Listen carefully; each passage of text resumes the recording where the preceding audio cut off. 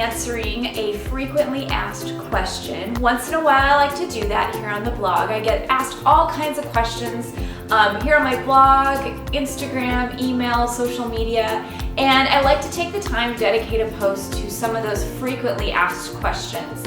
So something I tend to get asked a lot about is how I cope with failure or rejection or dead ends. And I wanted to take some time today to actually do this in a video format just because sometimes it's easier and a little bit more fun and a little bit, I don't know, more of a creative way to mix things up here on the blog. So you guys can actually hear me talk about some of my experiences and the things that I think and feel about certain things. And sometimes I'm just too lazy to write this stuff out. Sometimes it's just way easier to explain it as if we were sitting down having a cup of coffee together. So I wanted to kind of give you some of my tips or philosophies behind rejection and how I personally deal with those things in my creative life, my creative career. And I feel like I just have to give just a short snippet of background about who I am and what like rejection and failure has looked like in my own life. Most of you know who I am. I think a lot of you know my story. I'll have links below this of different things that I've talked about if you feel like you want to hear me talk more about my journey with becoming an artist and quitting my day job and going full-time, that kind of thing. But the short of it is I've been making art my whole life. I knew I wanted to be an artist since I was a kid. And since I have parents who were also artists, I had lots of unique opportunities to put my art out there, to show, to sell art, and a lot of encouragement to kind of like start my journey quicker than maybe a lot of people out there have. So what that has meant though is that I experienced failure, rejection, and dead ends way earlier on than I think most people would have. And those times would have been like junior high, high school, where I had some opportunities to show art, sell art, through contacts and things that my parents brought into the picture for me. So really early on, I learned that I can love art as much as I did and as I do. I can have a ton of passion. I could consider myself an artist even at a young age, but that did not mean I was going to succeed at certain opportunities. It didn't mean that something would pan out. It didn't mean my art was gonna sell. So I had to really learn along the way at an early age some hard lessons about what you call failure, which is not my favorite word when it comes to art, and I'll tell you guys why. But it took me years and years, and it's still a journey for me and still a challenge at times to really get kind of thicker skin, to really learn resilience, to really be so dedicated and passionate about my art that I kind of have blinders on for many, many years, especially when I was younger, which I think it's normal when you're young to feel discouraged and sad and intimidated and shy when something gets rejected. But I felt it hard when I was younger, like really, really deep. I took things really personal. But as I got older and as I kept trying things and putting myself out there, I started to really grasp the concept of resilience and of just kind of not giving up on the things that I'm passionate about. And over time, I'm now 40 years old, making art. I run my own creative business. My family is a part of that, and it's day in, day out, making art, creating art, selling art, trying to figure out how to make a living doing this. And I have to cope with and deal with the same things I had to when I was younger: failure, rejection, and dead ends. And for anybody who thinks that this path has been easy or quick for me, it has not. It has taken me almost 20 years to get to the point where I am, where I'm making a legitimate income with my business, creating art. I have had, and I promise you this is the truth, I can count my successes, but I've lost count of the failures and the dead ends and the rejection because there's been so many in my path. So I want you guys to know that it did not come easy, and it typically doesn't for anybody, and you usually have like a ton of roadblocks and things that kind of stop you in your path. Failure, what feels like failure, but those things actually make the success and the good stuff feel even better. So I am still today dealing with the same issues that you deal with when you put yourself out there, when you put art out there, when you're creating, you're evolving, you're learning, you're growing, when it comes to creativity. And that is, I am constantly hitting dead ends with opportunities. That means when I think something has fallen into my lap, or I've gone after something and I'm like, ooh, this is it, this is gonna be wonderful, and it just fizzles out. It's a great opportunity, but it's not the opportunity that I thought was gonna launch or elevate a piece of my business or income to a different level. Rejection happens to me all the time, and when you put yourself out there a lot, you're gonna get rejected more and more. So I tend to put myself out there a ton, whether it's seeking out opportunities or whether it's putting new things out there or ideas out there that sometimes aren't received, or artwork that doesn't sell. Those things happen to me like constantly, all the time, like numerous times in a week. That happens to me where it feels like rejection or something's not received. Failure, I don't know, I'm going to talk about this. I don't know that I feel like anything that doesn't go forward it would be considered a failure, but I do feel like in my journey I've had a lot of moments that I have felt low, I have felt discouraged, and like I failed my passion and I failed my goals. And those are things I still struggle and deal with on a daily basis. Often I feel like I'm failing at juggling and being a mom and an artist, and something slipping through the cracks. But at the end of the day, I tend to not really believe that failure is a great word to use when you're just trying to be a creative and put yourself out there.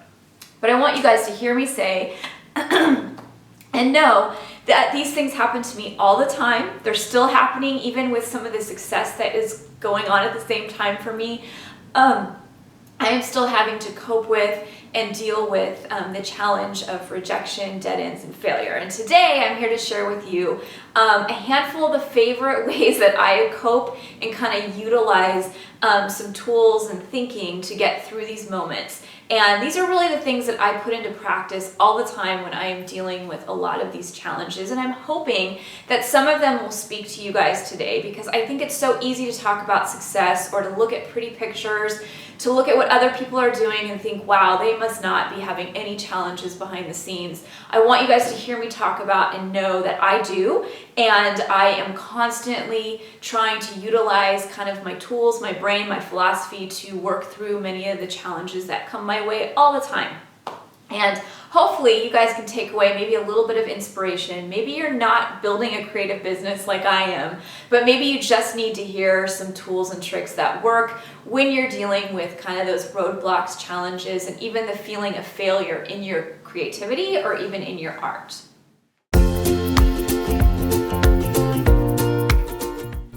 Okay, so something that really helps me is to actually not think about it as a failure. So I don't, again, like the word failure. I really prefer to kind of think of things as roadblocks, challenges, hurdles. Rejection is legitimate, and I think dead ends are legitimate. But my philosophy is that if you're putting yourself out there, if you're putting your art out there, if you are trying, if you are just trying to make something happen, make something work, and it doesn't, please do not consider it a failure. The very fact that you are doing something, that you are creating momentum and movement forward with your creativity is 100% a success. If it never sells, if nobody ever sees it, if the company you want to work with doesn't pan out, at the end of the day, for me, I really believe that those are not failures. That is still success. It is just trying to figure out where your work fits, where you fit, and what is going to be the right match and the right approach for your creativity and your art. So at the beginning of challenges that I have, I remind myself that I am not a failure. This is not a failure because I tried, and trying at the end of the day is a huge success. It is farther than maybe a lot of people would even put themselves out there. And I always remind myself over and over again, you did not fail, you did not fail, you put yourself out there, and that in itself is something to be really proud of.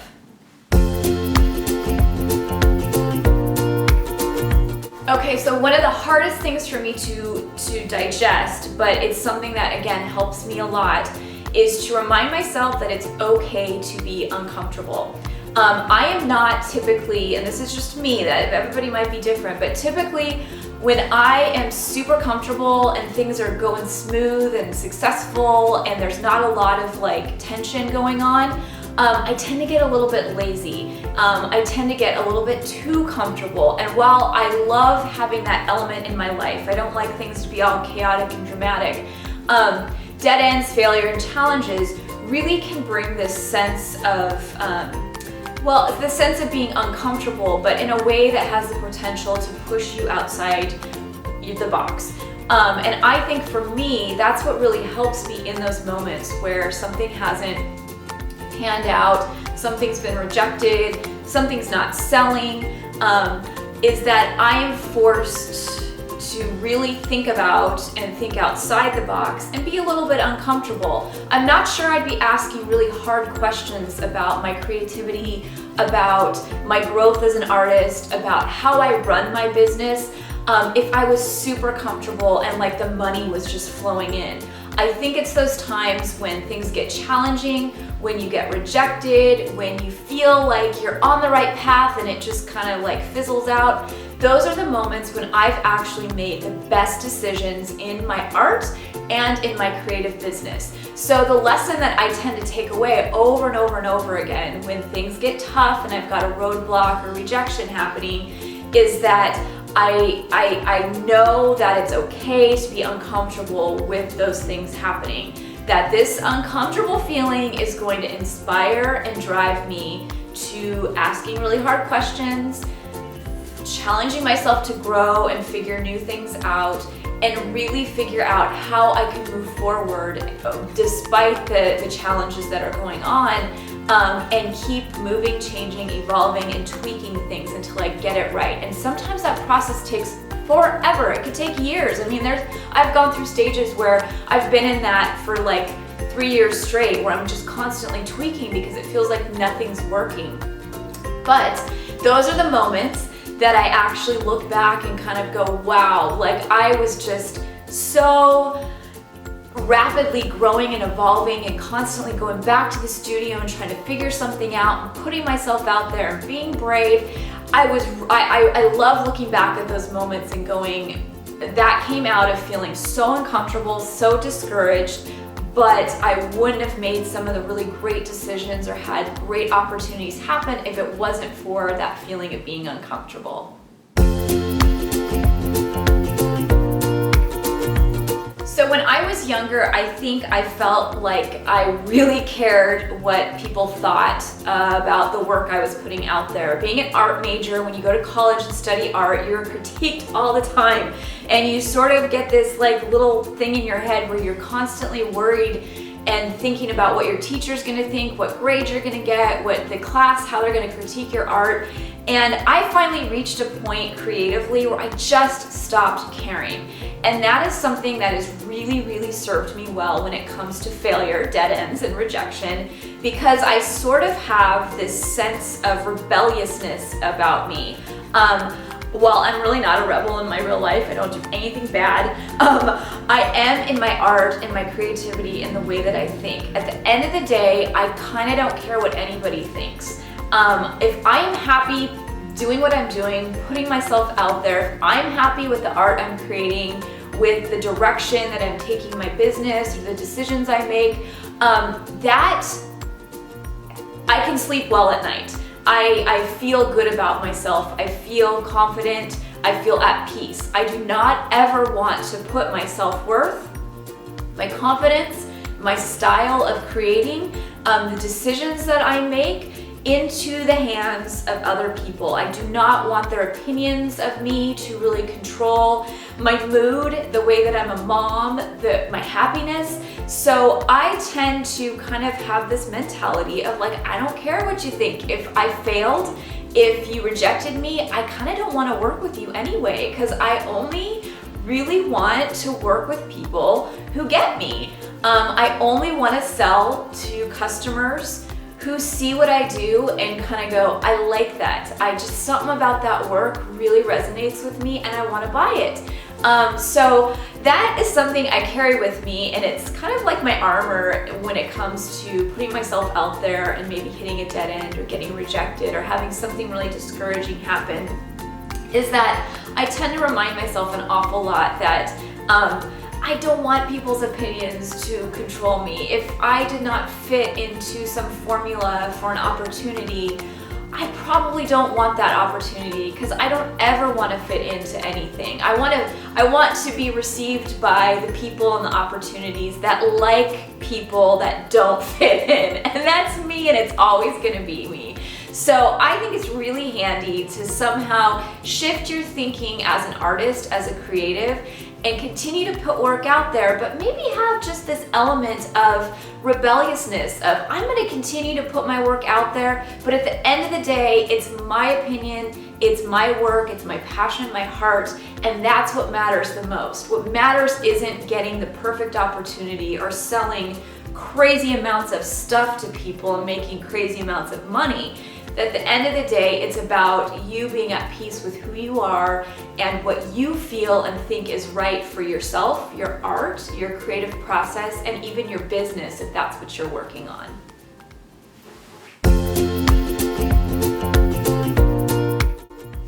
Okay, so something else that really helps me when dealing with failure is to actually be really realistic and honest with myself. So there have been so many rejections and dead ends for me, and I'm not gonna list them all here, but I will say that the hardest process that I go through is actually sitting down and looking at the feedback or rejection or the facts of maybe why something did not succeed. It's super challenging. It can really hurt your ego. It can really freeze you creatively. But I think there's pieces and elements of that process where you get realistic with asking yourself the hard questions of like, why didn't this succeed? Like, why didn't this stuff sell? Why didn't this idea pan out? How come that company that I signed that contract with, why did it just fizzle? Those are the hardest things to answer and look at, but from a creative standpoint and from a business standpoint, because I'm doing both, I have found that it can be really helpful to kind of look at that stuff. Not for too long, but long enough to maybe be really honest and realistic, and maybe there's some little nuggets and pieces that you can take and learn. I've tweaked things because of rejection. I have gone in opposite directions because of failures, and it served me well because I've taken the time to go, I thought I wanted to work with that company, but it didn't feel right, it didn't pan out right, there were some big failures and things that just were yucky along the way. I don't want anything to do with that kind of stuff, and this is the lesson I've learned from it. And without taking time to look at what happened, to look at the work that I made, to look at the facts, I don't think I would be making decisions that have continued to push me and move me forward. I think I would have just gotten stuck doing the same thing, stuck reaching out in the same ways. So taking a little bit of time to get realistic and look at, maybe why something failed, why it didn't succeed, why you hit a dead end, can be really handy, even if you're just making art that you're trying to sell or just making it for yourself. If you feel like you keep hitting a wall, take a look, step back and look at what you're creating, what feels off, what feels on, and start making small little tweaks. Don't spend a lot of time in that zone of like super hyper analyzing your failure or why somebody rejected you or the ifs, ands, all of it in between. Just take a little time, be realistic, and figure out if there's some ways that you could tweak things, change things without losing yourself in the process. Okay, so the last thing that I can offer is the advice to push yourself to be resilient. I have a lot of challenges in my personality. I'm a fearful person, I'm anxious, I struggle with all kinds of weird, wacky personality things. I'm an artist, I'm complex. But I feel like one of my superpowers is actually resilience. I've figured out over time, especially because I've been doing this for so long, and I think I felt a lot of this stuff at a really early age, and then I figured out how to kind of like break through the failure and the way that you can feel discouraged. is that resilience is like your best friend if you're an artist. Figuring out the formula for your own resilience is going to serve you so well as you move forward creatively to make art, to grow a business, whatever it is you're doing. I find that for me, my key to being resilient is to be constantly moving.